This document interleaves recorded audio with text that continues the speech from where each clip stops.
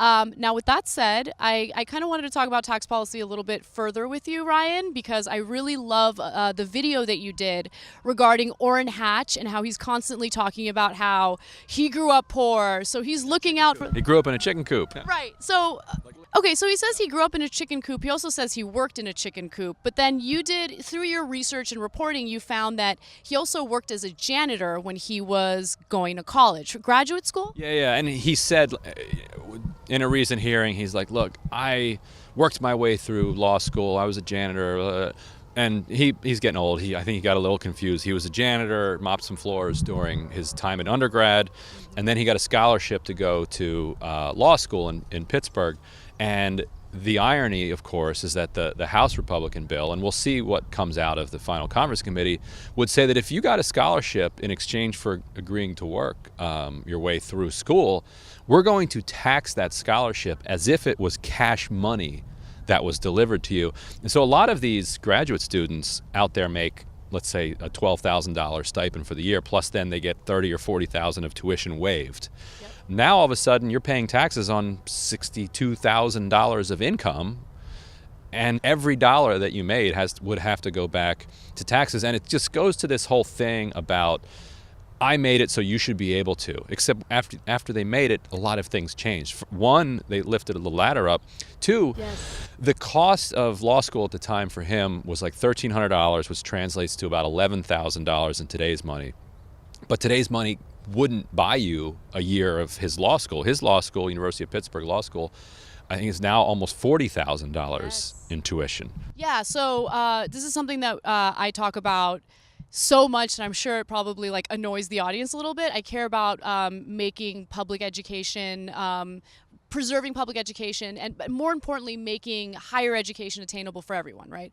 But tuition has outpaced inflation so dramatically that, you know, as we've repeated over and over again, student loan debt has outgrown credit card debt in the United States, which is pretty insane. And it's not something that people can get rid of in bankruptcy. So I hate these disingenuous talking points that you see from Republicans, because they pretend as if everything is the same in higher education in regard to the costs and the housing. I mean, when you put all of that together, it's so incredibly expensive to go to college. A lot of people are now forgoing a college education, and it's now turning into a system where enlightenment and opportunities and education is being reserved for the wealthy.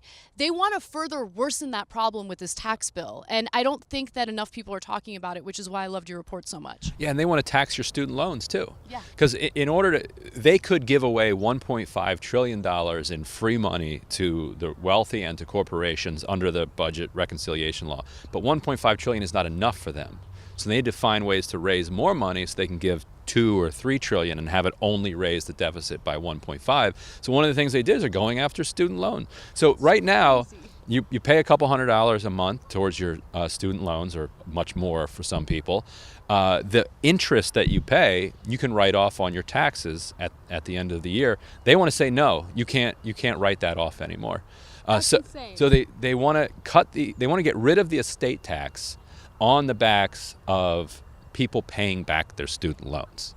It's like, you can't make that stuff up. Yeah, it's pretty incredible. And I like that, you know, people, reporters like you, are drawing attention to it and doing so in an easily digestible way, because tax policy can get super abstract, super complicated, and people get turned off by the nitty-gritty of policy issues. But it's important that people are empowered with this information so they can fight back. So you can know that when you see a Republican or anyone in Congress arguing that these are tax cuts for the middle class, they are lying to you. They want to get rid of deductions for city and state taxes. And that, of course, disproportionately impacts liberal states. Yeah. And I don't think that that's any type of accident. And graduate students tend to vote Democratic too, so probably also not a coincidence. But the scale of this stuff is staggering, and this is something that Bernie might talk about today. He yesterday introduced a bill with Elizabeth Warren and some other senators, interestingly, others who want to run for president. Kamala Harris, Gillibrand got behind his bill. That would be a $147 billion Marshall Plan for Puerto Rico.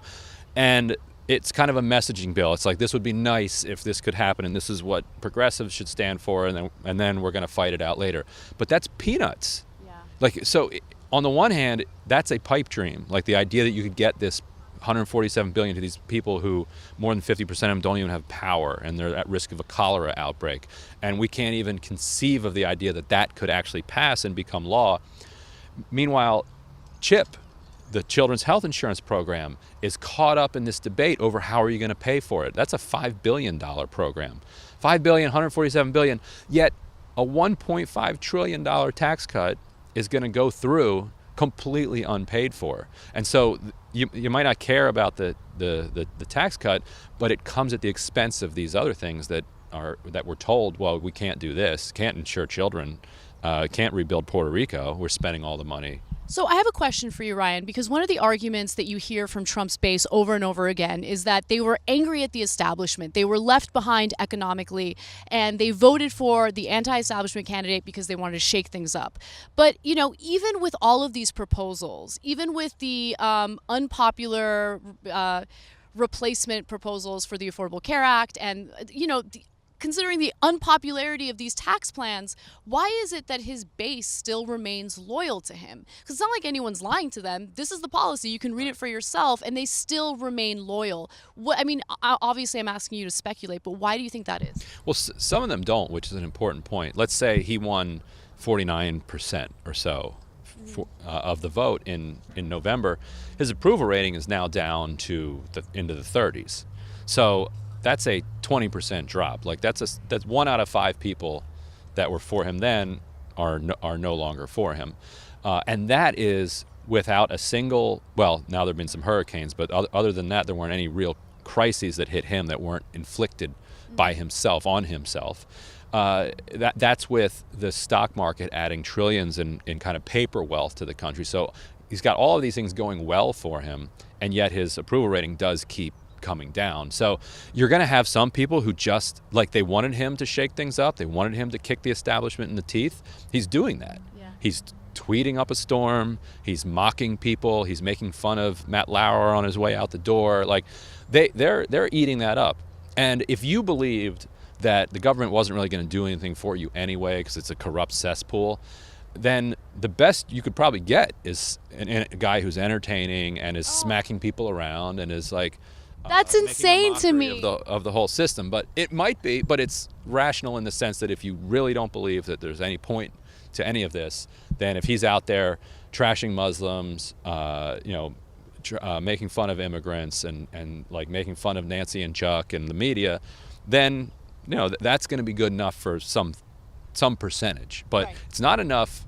Like, look what happened in the Virginia elections. Look what happened in all the special elections. They're going to get shellacked in the midterms, even though they've gerrymandered the hell out of the map, and that portends him getting shellacked again if he survives. So, a lot of people are sticking with him, but not as many as he would need. Yeah, that's really interesting. God, I could talk about this stuff forever. I just wanted to ask you one last question that's somewhat related to tax policy. It's more economic policy. But one of the recent stories that I covered on TYT's main show was the fact that 9 Democrats in Congress had joined the GOP to essentially further deregulate some of these banks so they could loosen the restrictions on things like subprime mortgages. I'm sure you're familiar with that.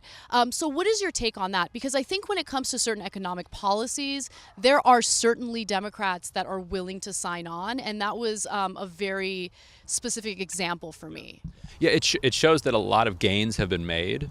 So on the banking committee itself, you have people like Elizabeth Warren and Sherrod Brown and a couple others who usually vote with them. But then you'd have some other ones. You've got Tim Kaine who signed the bill you're talking about. Yes. Mark Warner was on the bill that you're talking about. I presume that Manchin was. I usually don't even check to see if he was on it. Yeah. That element of the party still exists. They are under a lot more pressure than they used to be. And so people who would get depressed, I'd say, you haven't been here long enough. Like 10 years ago, you would have had almost every Democrat signed on to that bill. Now you only had 9, And the 9 who did took a lot of heat, probably knew they were going to take heat, and said, well, we're going to do this anyway. And so every time they have to think about it, that's a win for the kind of Warren Sanders wing. So it just means that you have to apply more and more pressure. And if Democrats do retake the Senate and the House and the White House in 2020, they'll be in the minority, and there'll be a lot of pressure on them to come along. But you're up against a multi-trillion-dollar industry, so it's not anything you're going to beat quickly or easily.